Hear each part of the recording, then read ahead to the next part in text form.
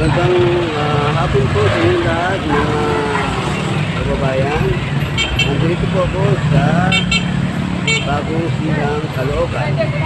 Yan po ang lagay ng traffic sa ating mga motorista sa hapon ito. Yan po ang kalagayan ng ating motorista. Paano medyo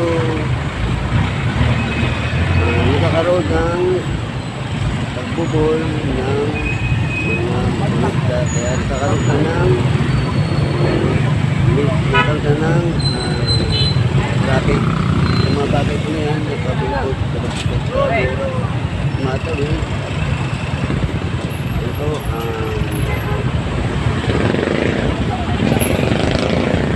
sitwasyon at yung kabilang side po,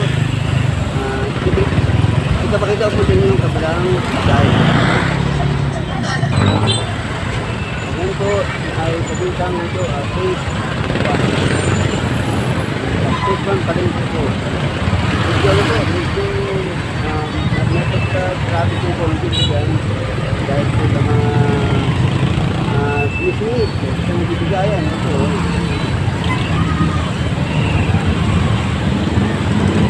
At yung kabilang side mo po ay ipapakita ko sa inyo kabilang side.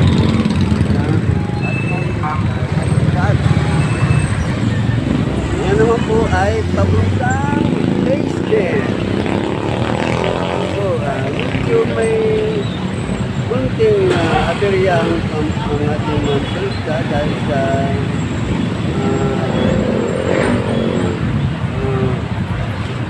paghintay nila ng mga sasakyan na wala sa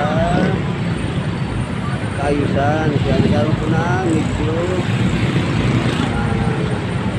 dapat yung konti. Yung pa yung pamuntang phase 10, nag-rocket sila dahil yung pabalik dito sa phase 1, pamuntang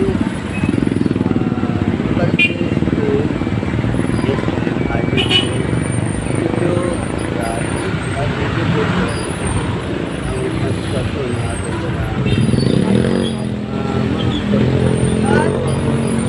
lagaya ng ating mga motorista. Ako na ito sa atin. Maraming salamat po sa inyo. Bye-bye sa ating vlog. Bahala na po kayo. Kaya po bahala.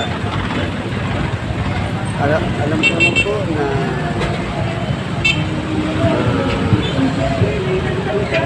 ano po kayo kumahal tayo. Dahil sa akin maraming salamat po sa inyong panood sa akin.